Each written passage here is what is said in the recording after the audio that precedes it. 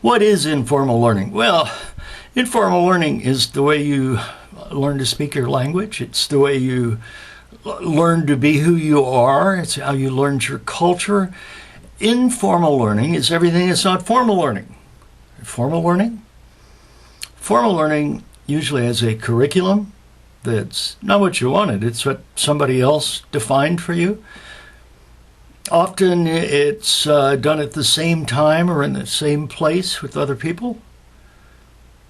And finally, there's usually some recognition at the end, such as a grade or a degree or a certificate or a gold star. But you know when it's over. Informal learning's never over. It's going on all the time.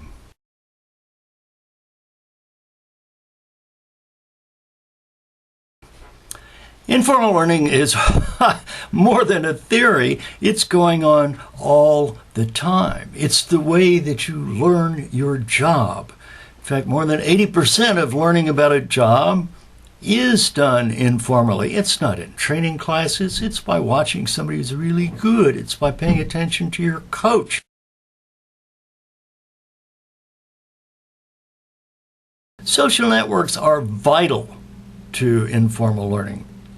You know, after looking at all kinds of fancy educational technologies, I came to the conclusion that the most powerful instructional technology ever invented is human conversation. Now, social networks, of course, more than swapping delicious tags and looking at each other's Flickr pictures, they are simply bringing humans together, however that happens. That's the way social networks are created, and that's the way learning takes place.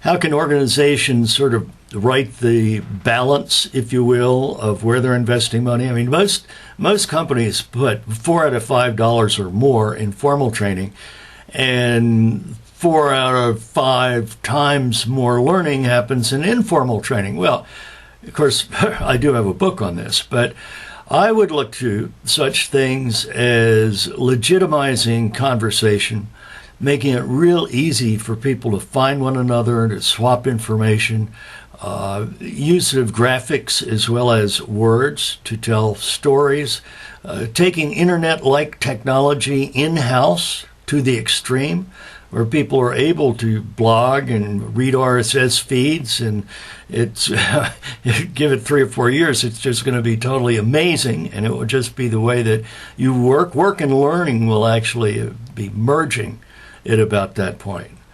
So there are many, many ways. Some ways are simple. I was at one company, they say, well, how can we encourage conversation?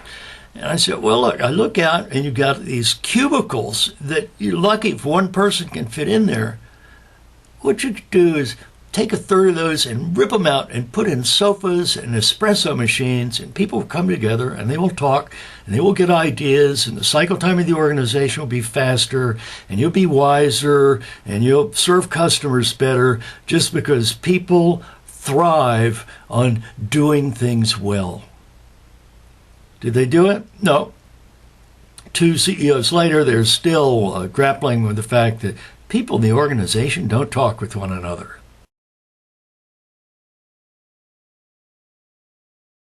Small companies are a special case. Under the traditional model of training, small companies were at a terrific disadvantage because they had no economies of scale. Couldn't afford a training director. Certainly could not afford custom training that talked about their systems as opposed to more generic systems. Well, this is changing. The new forms of learning scale. I'm working with some people who will soon have out a system that treats learning and learning management, learning delivery, and helping people get together the same way that Salesforce.com provides sales management tools, customer relationship management, prospect tracking, things like that, to a company with 4 people that are exactly the same as they provide to a company with 100,000 people. This is astounding, but it's certainly the way things are going. So I think small companies are in for a wonderful ride and rejuvenation.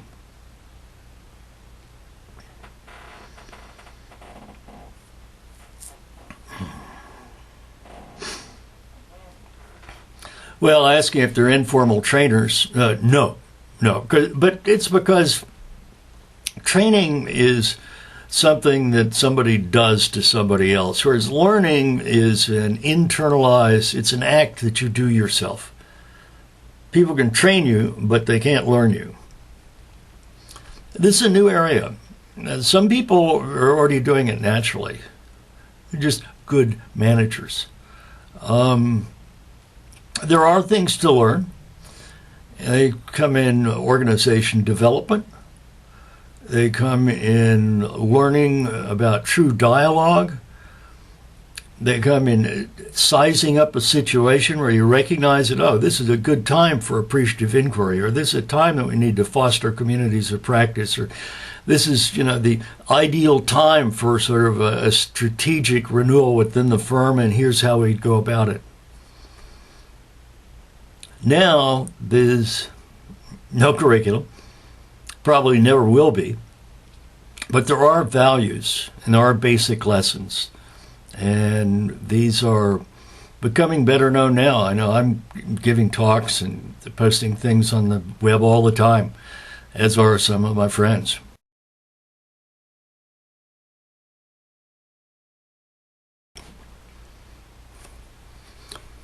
One of the most exciting things about informal learning is that it arrives perfectly with Web 2.0.